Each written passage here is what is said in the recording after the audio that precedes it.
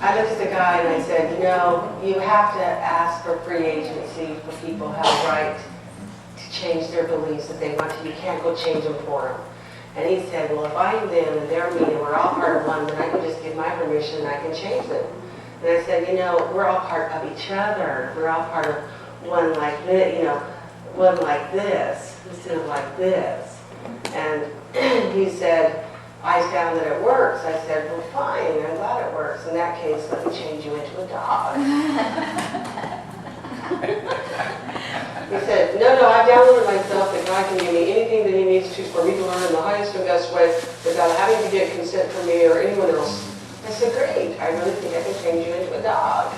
And he's like, and I looked at him really straight, you know, and he's like, at first he's like, ha ha, and he got nervous. And he said, no, I don't want, no, don't change me into a dog. And I said, well, that's free agency. Okay, and then right after that they go, I don't know, when are you going to teach DNA 3? So I was already in a... Because the only thing that the healing teaches you, really teaches you, when it comes down to everything, is that you connect with the creative energy of all it is, and that you have free agency. I mean, those are like the two main things, you know? So it was like...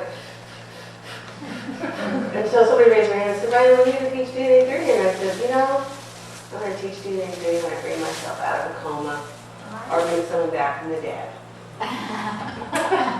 It seemed like a good plan at the time. You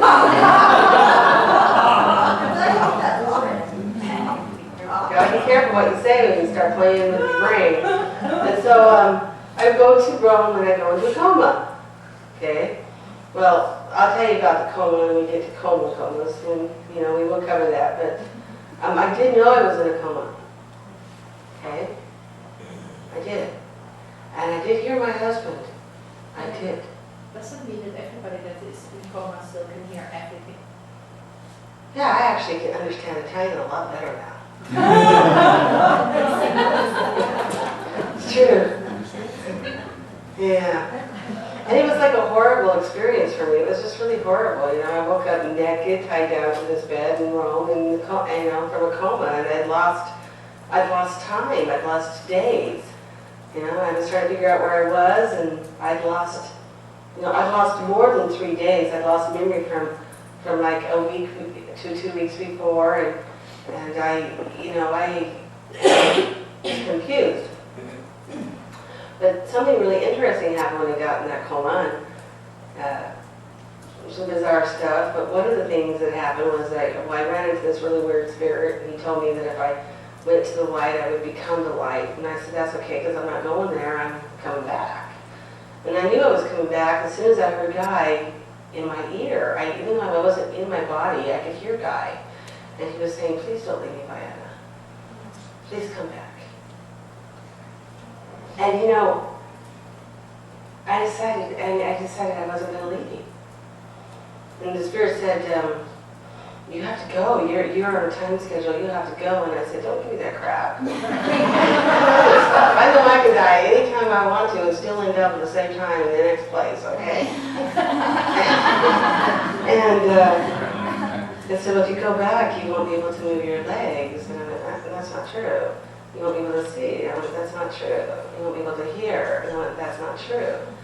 And you know, those are the fears of the doctors, you know, that if I woke up, I wouldn't be like, you know, functional. But I thought, I'm going back. I'm going to grow old with this man because I love him. Okay?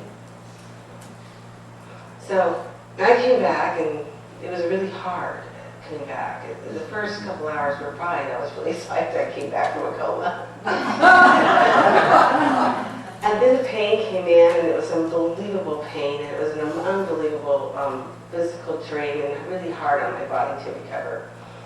And I had to start all over again. I told you guys in class that, you know, I was on huge antibiotics for days that had just destroyed everything in my colon. I had to like restart like a baby and had to rebuild my body. But the whole time I was rebuilding my body and starting, I was so weak. I kept thinking, I'm going to grow old with this person. I'm going to grow old with this man. And in fact, even sitting in that bed, I actually planned out Bobby's wedding. I was thinking, I can't die. Bobby would be so pissed at me if I died.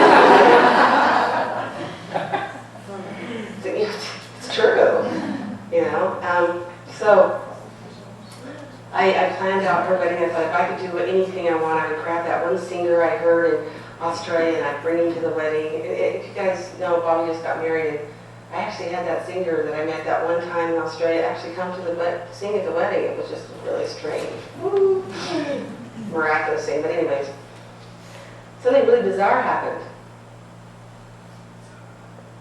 I'm happy.